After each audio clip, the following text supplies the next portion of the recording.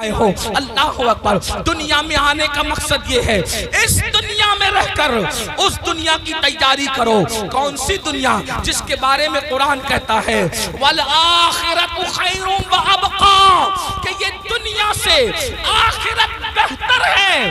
اس بہتر دنیا کی تیاری کرو جس کو آخرت کہتے ہیں. اس بہتر کی تیاری کرو جو کبھی ختم ہونے والی نہیں ہے. اللہ پاک نے دو ذمہ داریاں ہر مومن کو عطا کی ہے. دو ذمہ داری ہر مومن کو عطا کی ہے. اب اپنی دو ذمہ داری کو سنیں اور بات مکمل کی جائے. قرآن دو ذمہ داری کا بیان کرتا ہے. اللہ پاک ارشاد فرماتا ہے یا ایھا الذین آمنوا قوا انفسکم واہلیکم نارا اے ایمان والو اپنے آپ کو اور اپنی اولاد کو جہنم کی اس آگ سے بچاؤ جس کا ایندھن انسان اور پتھر ہے. اللہ اکبر. اللہ اللہ. قرآن کیا کہہ رہا ہے؟ اب میرے بھائیوں کی اور بہنوں کی توجہ چاہتا ہوں. قرآن کہتا ہے اے ایمان والو اپنے آپ کو اور اپنی اولاد کو جہنم کی آگ سے بچا لو. یہ جہنم کی آگ کیا ہے؟ تو قرآن کہتا ہے وقودها الناس والحجارہ جس کا ایندھن انسان اور پتھر ہے. یعنی وہ لکڑیوں سے نہیں سلگائی گئی, یعنی وہ کوئلوں سے نہیں سلگائی گئی, بلکہ اللہ اللہ جہنم کی آگ پتھر سے اور انسانوں سے سلگائی جائے گی. اللہ کے حبیب غیب نبی صلی اللہ علیہ وآلہ وسلم کا فرمان سنو. جہنم کیا ہے؟ جہنم کی آگ کیا ہے؟ جہنم کے دہکتے ہوئے شعلے کیا ہے؟ اللہ اکبر. ایک دن میں 3 مرتبہ پیٹ بھر کے کھانے والوں اور اللہ کی نافرمانی کرنے والوں, اپنی راتوں کو بے فکری کے ساتھ گزارنے والوں, اللہ کی نافرمانی کرنے والوں, نرم نرم گدوں پہ لیٹ کر کے قبر کی رات کو بھول جانے والوں, قبر کی رات کو فراموش کر دینے والوں, کبھی سود کا دھندا کر کے, کبھی بیاج کا دھندا کر کے, کبھی اپنے پیٹ کے اندر یتیموں کا مال جہنم کی آگ کی شکل میں بھرنے والوں, ذرا توجہ کرو. یہ جہنم کیا ہے جس کا ذکر اللہ کے حبیب غیب دا نبی مصطفیٰ کریم رؤوف الرحیم صلی اللہ علیہ وآلہ وسلم نے فرمایا. دیکھیے ہم تو آقا کا فرمان بیان کر رہے ہیں اور یہ اس نبی کا فرمان ہے جو اپنی طبیعت سے کلام نہیں کرتے, دل کے کانوں سے سننا میرے بھائیوں. اپنے آقا مصطفیٰ جان رحمت صادق و مصدوق صلی اللہ علیہ وآلہ وسلم فرماتے ہیں جب اللہ نے حضرت آدم کو پیدا فرمایا, پھر آدم جنت میں پیدا ہوئے, پھر آدم علیہ السلام سے لغزش معصومانہ ہوئی, لغزش پیغمبرانہ ہوئی, اور پھر آدم دنیا میں آئے 200 سال تک یا 300 سال تک روتے رہے. پھر آپ کی دعا قبول ہوئی, پھر آپ کی توبہ قبول ہوئی. جب دعا قبول ہوئی, توبہ قبول ہوئی, تو حضرت آدم کے لیے اللہ نے حضرت جبریل سے فرمایا جبریل جاؤ اور جا کر کے جہنم سے آگ لے کر آدم کو لے جا کر کے دے دو تاکہ آدم کھانا بنائے. اب یہ دنیا میں پہلی بار کھانا بن رہا ہے. اللہ اکبر. کون بنا رہا ہے کھانا؟ حضرت آدم. دنیا کی پہلی ڈش بن رہی ہے, دنیا کا پہلا کھانا بن رہا ہے, اور کون بنا رہا ہے؟ آدم علیہ السلام. اس کے لیے آگ, ابھی تک دنیا میں آگ نہیں تھی, دنیا میں آگ کا عطا پتہ نہیں تھا, بلکہ اب آگ کی ضرورت پڑی حضرت انسان کو. یہاں پر جو ہسٹری کے طالب علم ہے اور تاریخ کے طالب علم ہے ان کی توجہ چاہتا ہوں. اللہ اللہ. لوگ یہ کہتے ہیں انسان پہلے بندر تھا اور بندر سے ترقی کرتے کرتے وہ انسان بنا. یہ کون لوگ کہتے ہیں؟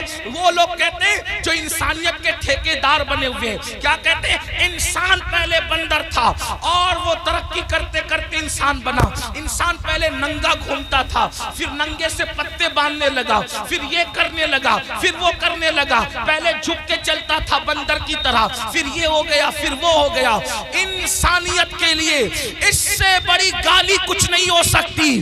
اوروں کے نزدیک نظریہ یہ ہے کہ انسان پہلے بندر تھا, ترقی کرتے کرتے انسان بنا, لیکن ہمارے نزدیک تصور انسان یہ ہے کہ سب سے پہلے اللہ نے جس انسان کو پیدا کیا وہ اتنا خوبصورت تھا کہ اس کے حسن کو دیکھ کر فرشتوں نے اس کے آگے سجدہ کیا. نعرہ تکبیر, نعرہ رسالت, مسلک اعلی حضرت حضور سید امین القادری صاحب قبلہ, حضور فیضان اختر. انسانیت کو گالی دینے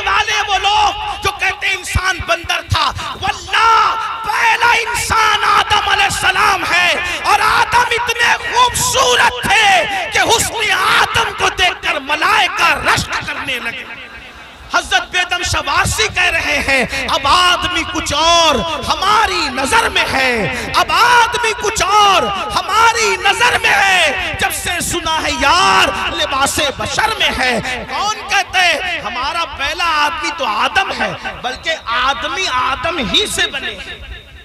حضرت آدم علیہ السلام نور محمدی لے کر آئے، لیکن یہ تفصیل اس پر نہیں عرض کرتا۔ بات کیا عرض کر رہا تھا، پہلا کھانا بن رہا ہے۔ اللہ نے جبریل علیہ السلام کو حکم دیا جاؤ دنیا میں آگ نہیں ہے آگ لاؤ۔ پہلی بار دنیا میں آگ آئی، حضرت جبریل گئے، حضرت مالک سے کہا، کون مالک؟ یہ حضرت مالک جہنم کے داروغہ ہیں، یعنی جہنم کا پورا نظام سسٹم اللہ نے ان کو سونپ رکھا ہے۔ تو حضرت مالک علیہ السلام کے پاس جبریل کہتے ہیں، جبریل علیہ السلام کہتے ہیں مالک حضرت آدم کو آگ کی ضرورت پیش آئی ہے، اس لیے جو ہے مجھے آگ دیجئے۔ اب ذرا توجہ کرنا، جہنم سے آگ دنیا میں آ رہی ہے۔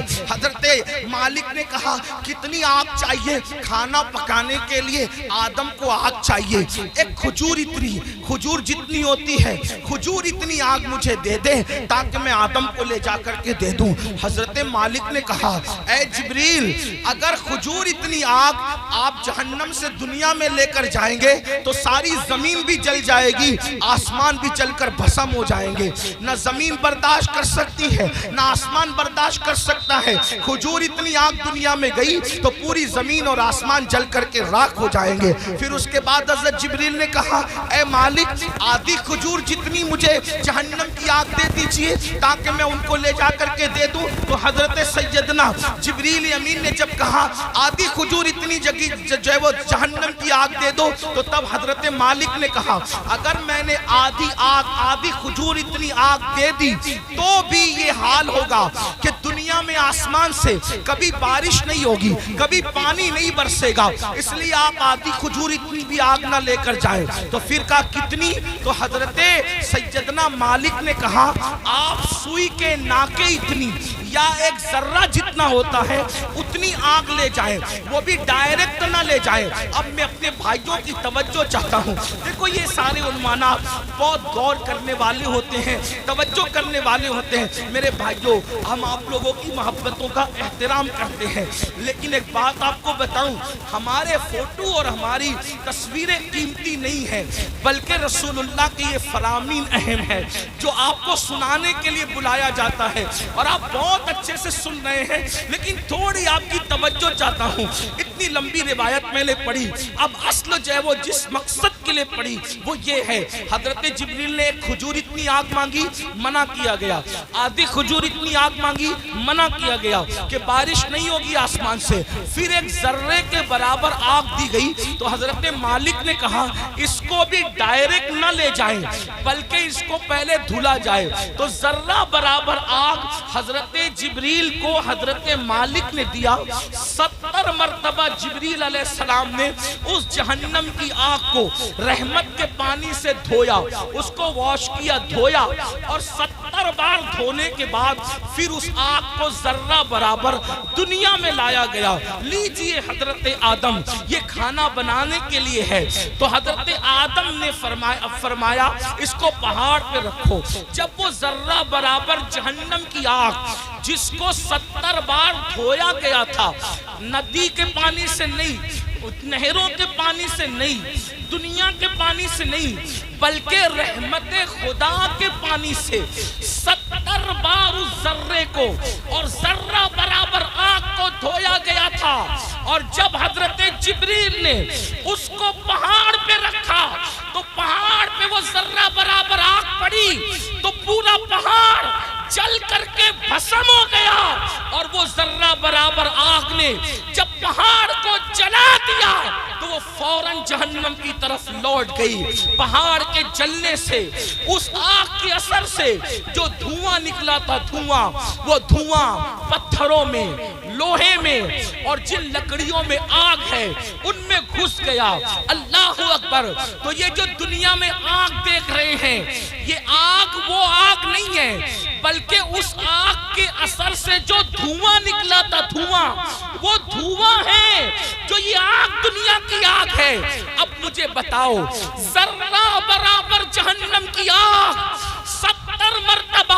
رحمت کے پانی سے دھو کر دنیا میں لائی جائے، وہ پہاڑ کو جلا دے اور پھر جہنم میں لوٹ جائے، تو اس کے باقیات، اس کے دھوئے کے اثرات اتنی تیز ہیں کہ اگر جلا دے تو بستیاں جل کر خاکستر ہو جائے، اگر جلا دے تو انسان مر جائے، اگر جلا دے تو انسان کی آنکھیں اندھی ہو جائے، اگر جلا دے تو انسان کا دماغ کام نہ کرے۔ مجھے بتاؤ 70 مرتبہ رحمت کے پانی سے ذرہ برابر آگ پر یہ اثر ہے، تو وہ جو جہنم کی پوری پوری آگ ہے اس کا کیا حال ہوگا، اس کا کیا اثر ہوگا۔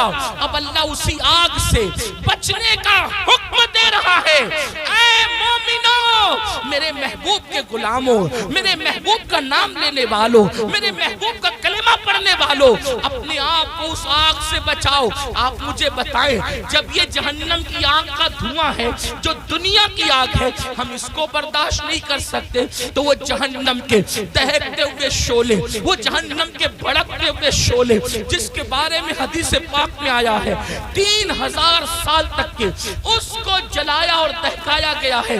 اب جہنم کی آگ مکمل سیاہ ہے، مکمل کالی ہے، اب وہ کس کے لیے ہے؟ آئیے اب ترتیب وار کچھ لوگوں کا ذکر سن لے۔ اللہ اللہ، کاش اپنی کمزوریوں پہ رحم کر کے، کاش اپنی کمزوریوں پہ رحم کر کے ہم اپنے آپ کو جہنم سے بچانے کی فکر کرتے، اپنے بچوں کو جہنم سے بچانے کی فکر کرتے۔ آئیے میں ایک حدیث پڑھتا ہوں، طویل حدیث رسول پاک صاحب لولاک سیاح افلاک صلی اللہ علیہ وآلہ وسلم کی۔ اللہ اکبر، آج بہت سارے جرائم، بہت سارے گناہ ہمارے سماج میں بڑھتے جا رہے ہیں۔ ان میں سے ایک گناہ کیا ہے؟